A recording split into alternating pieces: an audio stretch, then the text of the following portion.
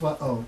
If Taharat HaMishpacha is at least one index of what constitutes an Orthodox lifestyle, Liebman calculated, given, give or take, 250,000 couples, that if these mikvaot had been used 7 days a week, 24 hours a day, it still could not have accommodated even 20% of these people. Part of what I want to point out here is they were not Orthodox. What they desired was acculturation into American life. When the Goldberg family comes to Chicago, they do not send Arthur to a yeshiva. They send him to public schools, and he graduates Northwestern Law School at 21 as valedictorian. When the Fortis family comes to Memphis, they send Abe, I'm thinking of 2 Supreme Court justices, they send him to Southwestern at Memphis and Yale Law School. The Eastern European Jews desire to acculturate in just the way that the German Jews did who came before them. And the creation for them that allows them to find their religious expression is ultimately the conservative movement. And the conservative movement is, with no questions asked, by far the dominant movement in American Judaism, certainly numerically, for virtually all of the 20th century. Because if you had 225,000 German Jews, as opposed to 3,000 mostly Sephardic Jews at the end of the colonial period in the 19th century, in the 20th century, 2 million Eastern European Jews come to this country. But what you actually have to keep in mind is that these Eastern European Jews are desirous of acculturation, and a couple of things happen. One, the Reform movement itself begins to have some leadership that moves it in different directions. Namely, you have people like Stephen Wise and Abba Hillel Silver, for example, who begin to preach Zionism within the Reform movement. Kaufman Kohler, you should know, fired every faculty member at the Hebrew Union College who was sympathetic to Jewish nationalism. And he would not allow Sifrut Ivrit, Modernit, to be taught at the Hebrew Union College. I sometimes think, when I look at our policies at the Hebrew Union College today, that Kaufman Kohler isn't turning in his grave. He's probably doing somersaults, but it represents evolution and change. What begins to happen is you begin to get, by the way, then people of Eastern European background who begin to come into the Reform movement, who have different attitudes towards ritual, towards Jewish education, towards any number of things like this. What also begins to occur is that many people, obviously from conservative backgrounds, begin to join. In a survey done in Reform congregations, where over 1 million people were surveyed, over 650,000, interestingly, claim that they were raised in conservative Jewish homes. I mean, it's really somewhat fascinating when you begin to take this look. But what also begins to occur, and now I get really to today, and this is the point I want to make. The differences that clearly distinguished, even by the 1950s and 60s, Reform from conservative Jewish laity, I am not talking about the elites, have really come to virtually disappear by the time you hit the 21st century. That does not mean that for people who belong to conservative congregations, there are still not characteristics that distinguish them from Reform Jews, but part of what it does mean is that the Reform movement is now in a position, given the cultural homogeneity of American Jewish life today, at least in regard to German and Eastern European Jews, the Reform movement is now, I don't want to just say in a position, the Reform movement today now has an obligation to address what I'm going to call the broad swath of American Jews who are not halakhic. I am purposely not considering Orthodox or halakhic Judaism in this analysis when I look at what the directions are that Reform is taking today. If we are to look at Reform Judaism today and American Judaism in general, I'd like to just make a few more points before concluding. One, I want to consider the overarching situation that confronts American Judaism. And here I would use the work of Peter Berger, the non-Jewish sociologist, because I think he will help to explain the challenges confronting American Judaism in general, and certainly Reform Judaism in particular. First, Berger writes one book, he's written numerous books, but one that I would mention is called The Heretical Imperative. The Heretical Imperative. Berger points out that the word heresy has as its Greek etymological root the word heresis, which means choice or option. The nature of the world in which we live, Berger wants to assert, is that choices and options are unavoidable, and they increase at dizzying paces. I myself, for example, I hope this will illustrate it, was raised in an Orthodox Jewish home.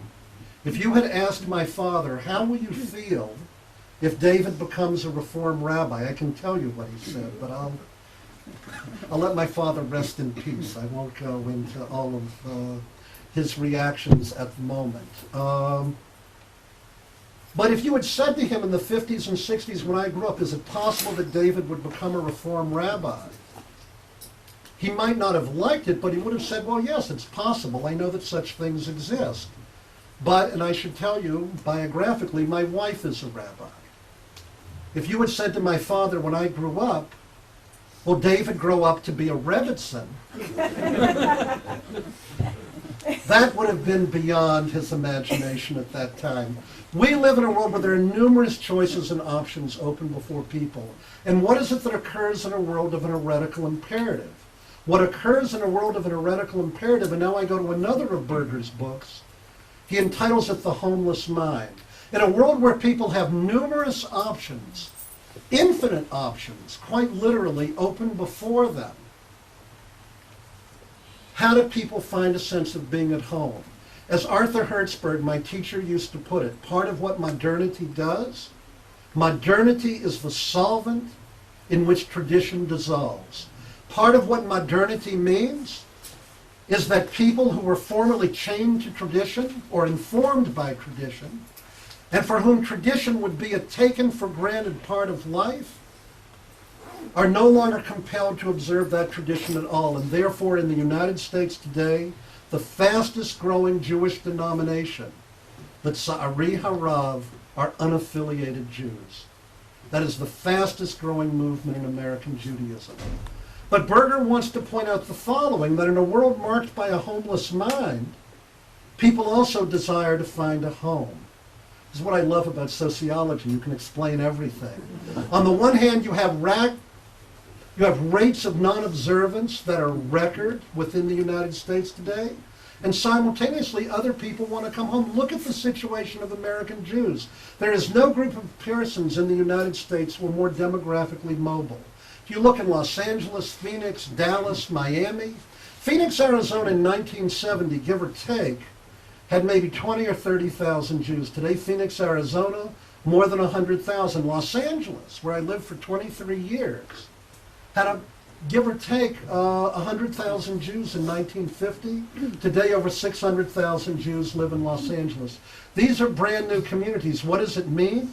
Individuals come to these communities, and all of the traditional associational and kinship patterns that would have kept them within the Jewish community have dissolved.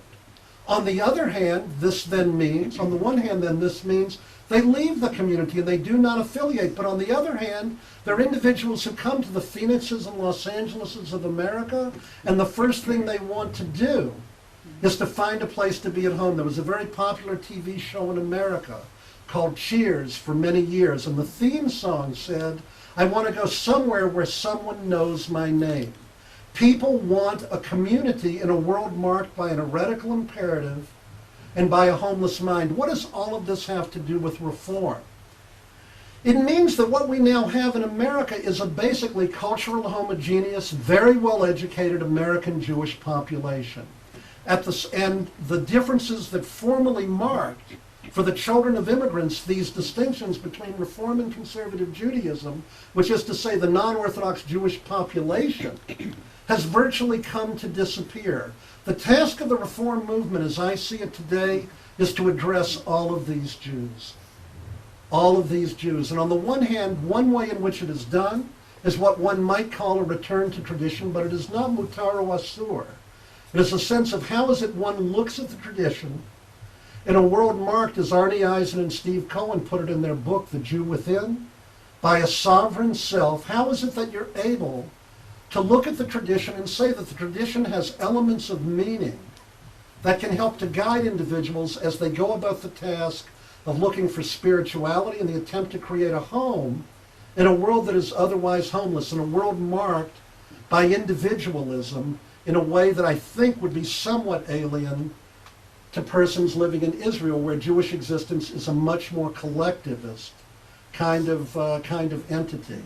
This also takes place against a backdrop of record rates of intermarriage. Keep in mind, and this is sociologically true, in every community where Jewish life has been transformed and Jews politically, culturally, religiously, and socially begin to be part of the larger world within 3 generations in the West, after this process begins, Jewish rates of intermarriage always reach at least 33%. In other words, people like my grandparents are immigrants. Those people do not intermarry. Their children tend not to intermarry because the taboo against exogamy is so sufficiently strong that they do not intermarry. By the time you get to their grandchildren, and when you have an aspiration that your child go to Harvard, Columbia, Yale, and not to yeshiva, they sit down next to very nice non-Jewish men and women. They begin to talk to each other. They go out on dates with one another, and before you know it, there's mixed dancing. I thought that might be a little joke. I wasn't sure. I'm trying to keep you all entertained. Before you know it, what you begin to get then is intermarriage.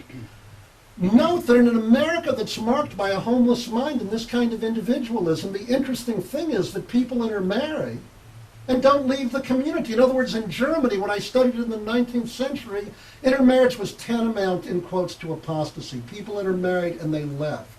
People in America intermarry and they actually want to attend rabbinical school. I mean, I get requests like this. I mean, I'm not joking. I'm very, very serious. I actually could not believe it at first. But in a world marked by the sovereign self, why should that be a problem? People get to create their own narrative, and they use the tradition, in quotes, as a source of meaning in any way, in quotes, that they want. The real challenge of Reform Judaism, and this I would say, the Reform movement in terms of membership is actually growing quite rapidly. In fact, this year alone, there were about 80,000 people who joined Reform congregations in the United States.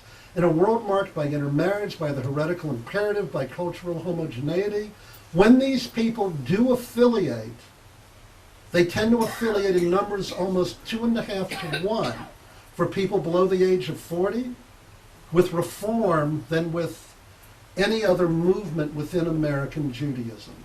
The challenge that remains is that we know then, I can predict it with a great deal of confidence, over the next 20 years, the Reform movement, membership-wise, will be very, very strong. The challenge is, what will we be 30, 40, and 50 years? And by we, I really don't mean the Reform movement. I really mean American Judaism. Because the challenge that remains is, what will the quality of Jewish life be for these persons? Will the Reform movement succeed? And this is the challenge that Reform confronts, in providing a meaningful sense of Jewish roots so that ultimately you can have a Jewish future with these individuals. That really is the great task of the Reform movement. Clearly, the key to all of this is Jewish education. Samson Raphael Hirsch wrote a wonderful tshuva in the 19th century where he was approached. It's one of my favorite documents in Jewish history. He was approached by people in Amsterdam who asked about the importance of creating a Jewish day school. And Rabbi Hirsch responded when asked, do even the children of the Amidim, of the wealthiest elements in the community, should their children come? And he said, not only should they come, it's maybe a greater mitzvah to have these children come than anyone else, because in a voluntaristic community, if these people do not in fact internalize the value of the Masoret of our people, there will be no future for our people. The point that Rabbi Hirsch makes is as true today as it was when Rabbi Hirsch uttered these words or wrote them in 1873. And the real task of Reform, as I've tried to present all of this today, and the challenge, is that in some ways our situation is that of Isaac Mayer Wise. We need to address the great bulk of American Jews. But the trajectory that marks our Jews today is different than the trajectory that marked his people. His people were immigrants, and no matter how much they desired to acculturate, their identity as Jews was uncompromised. There was endogamy, Jews married among themselves. We live in an age where the trajectory is different. Our people know everything about American culture. They go to the Harvards, Yales, Columbias, Princetons. But the task is, how do we make them Jewish? And that represents the great challenge that confronts reform. And it is a challenge that I would say, as president of Hebrew Union College, that I attempt to address in the students that we educate, who I hope will be able to address this broad swath of American Jews, so that the Jewish story in America will continue to be one in which there will be not only a Brit Goral, as Rabbi Soloveitchik put it, a covenant of common destiny that will mark Jews, but that hopefully there will be enough of a covenant of common purpose or mission, that a sense of Jewish peoplehood that is so central to who and what we are as Jews will come to be imbibed by the great bulk of America's Jews as well. What I really feel is at stake in the success of the reform movement is ultimately the continuity of large, large segments of the Jewish people in the United States as we move to the 21st century. Thank you for paying such attention. Look forward to the Okay. Look, this goes too fast for me. Rabbi Steinhardt, then we will have Hannah give all the men. Met Appelson, Abelson, Lizzie Liebler, Kate Houder. Thank you very much for the presentation. Just a question as a historian. Would you say that Solomon Schechter tried to bring to fruition the dream of Isaac Mayer Wise? Great question. Schechter is an incredibly interesting person. Lived from 1850 to 1915. I'm always fond of saying that before he became a day school, he was actually a person. Schechter, of course, was born in Romania, Hasidic roots. He became the most prominent scholar of Judaica academically in the entire world through his work on the Geniza documents. It is fascinating to see, by the way, the negotiations that went on between Jacob Schiff, Louis Marshall, and others, and Schechter, in bringing him to the United States. He is a kind of model for me, too, I will tell you in a certain way. The German Jews, there was really a German Jewish oligarchy that controlled American Jewish life. Schiff, Marshall, Oakes, Sulzberger, the same families, Morgenthau, were in charge of every Jewish organization. Louis Marshall, who was chair of the board at JTS for decades, was a member of Emmanuel in New York. Almost all the money that went into the building of the Jewish Theological Seminary came from German Jews who were members of Congregation Emmanuel. They had an issue. In light of what I said, they were not necessarily interested in bringing people like my grandparents into their temples, though I will also tell you, people like my grandparents weren't interested in going to their temples. That's another issue altogether, but what they wanted was a traditional English-speaking rabbinate that could speak to these people. Consequently, they had a need to bring a prestigious and visionary head to the Jewish Theological Seminary. They turned to the person who they thought would be the most ideal candidate in the world, Solomon Schechter. And in the early letters, they offered Schechter, quite literally, the equivalent of a fortune for an academic to come and head JTS.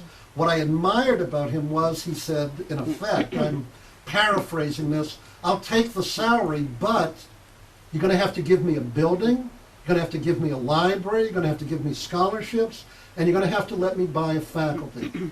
JTS officially begins in 1886. It really begins in 1902. Schechter takes a school that I would say as an historian kindly was third rate, maybe second rate, and transforms it into arguably, with the exception, of course, of the Hebrew Union College, I say this completely objectively, but he transforms it really into the greatest center of Jewish learning in the entire world. Suddenly has Louis Ginsburg, Alexander Marx, all of these people. By the way, Ginsburg, we actually have records, some of you may know, was about to be hired by the Hebrew Union College. He had an interview with Wise in 1899, the year before Wise died. Isaac Mayer Wise actually believed in the revelation of the Torah. He believed in the inerrancy of the Torah scroll. In other words, that was God's direct revelation to Moses at Sinai. He asked Ginsburg at his interview with him, what do you think about the documentary hypothesis? And Ginsburg apparently kind of shrugged his shoulders and said, well, yes, so it's true. In other words, Ginsburg had no problem with it in terms of modern scholarship. Wise refused to hire him. We actually have all the minutes of this and letters from Wise to the board. Ginsburg had been appointed and he rescinded the appointment. And Ginsburg then came to the seminary. Just an interesting aside, Schechter believed in Catholic Israel, namely Klal Yisrael. That's fancy translation for it. And Schechter really tried to put it into practice. Given the realities of who American Jews were in the 20th century, yes, I would say that Solomon Schechter headed the movement that really did address the broad swath of American Jews. But note, there was a tension in his thought. On the one hand, he was committed to halakha, and on the other to Jewish peoplehood. If most Jewish people observe halakha, the two notions complement each other. What happens when you're in an age when most Jews are not Shomrei Mitzvot? And that's where there is a tension, and I would argue to some degree, the debate that goes on in the conservative movement today is which of these poles of conservative Jewish thought is going to dominate.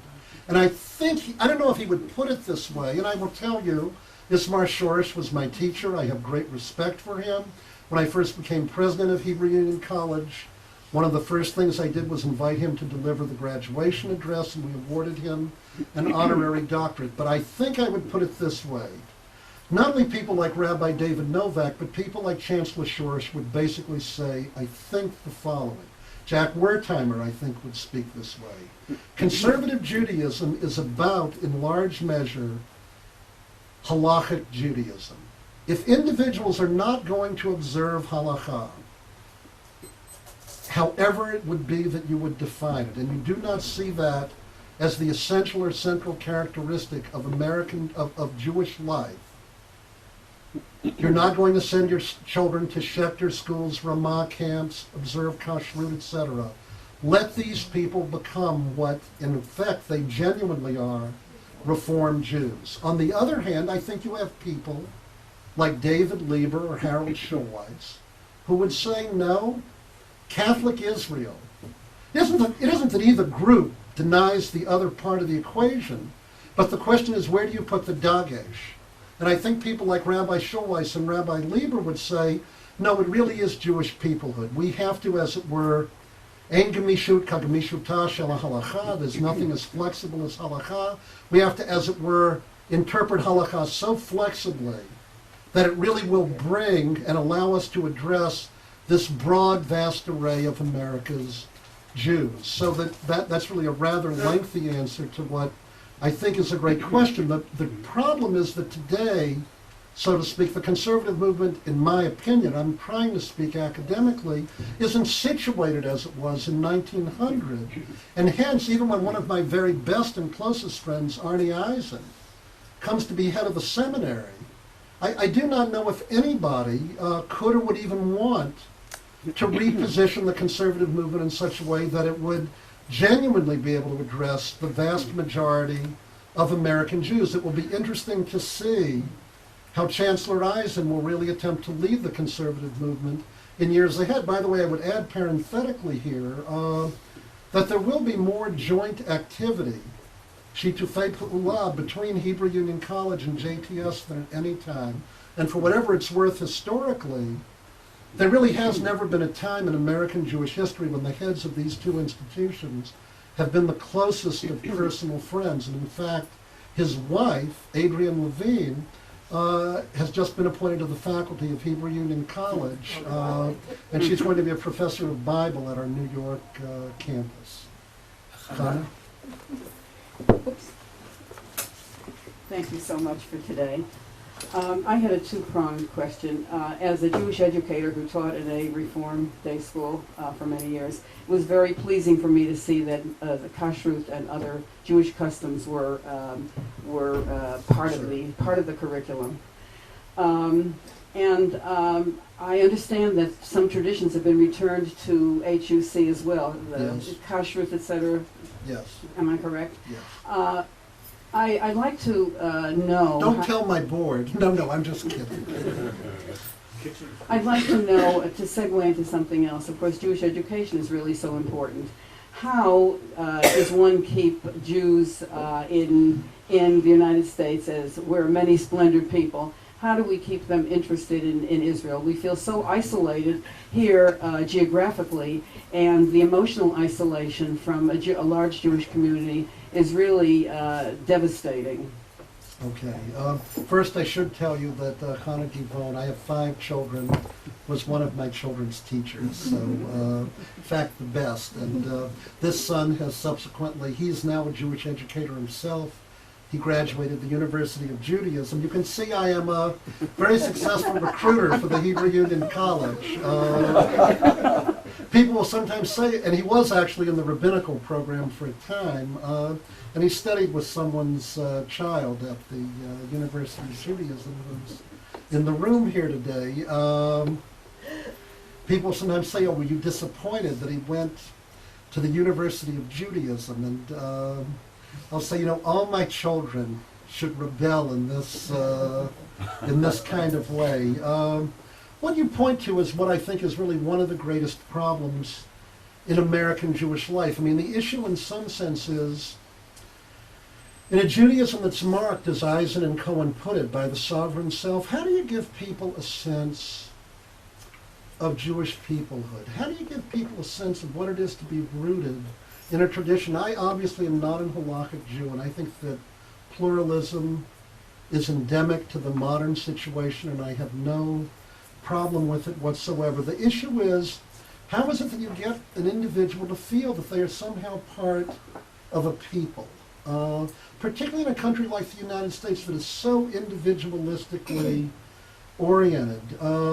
One way is clearly education. I mean, I will confess, I am on the board also of Birthright Israel. Birthright Israel has been successful beyond what many of our fondest dreams would be, at least in creating some kind of spark of recognition of what the ties are that bind the Jewish people worldwide. And I will say that I believe very, very much, Shimon Ravidovich, who was the first head of the Near Eastern and Judaic Studies Department at Brandeis, used to use the notion not of merkaz, of center, and then periphery to describe Jewish life, but he used the image of an ellipsis.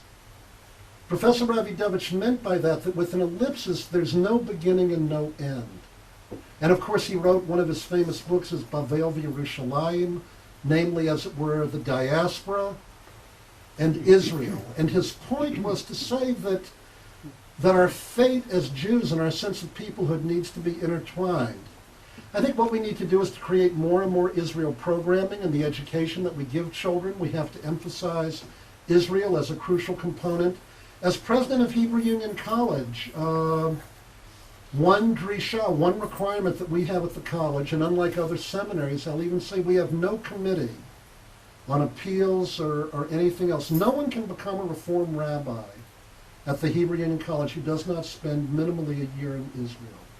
Because I will tell you, it is my absolute belief that particularly given the individualistic nature of American Jewish life, if we do not have rabbis who have some sense of what the reality of Jewish nationhood is, and some first-hand experience, and by the way, I urge all of our students to go to places like the former Soviet Union, Argentina, and elsewhere to work. If they do not have a sense of Jewish peoplehood, they will never be able to transmit it to others.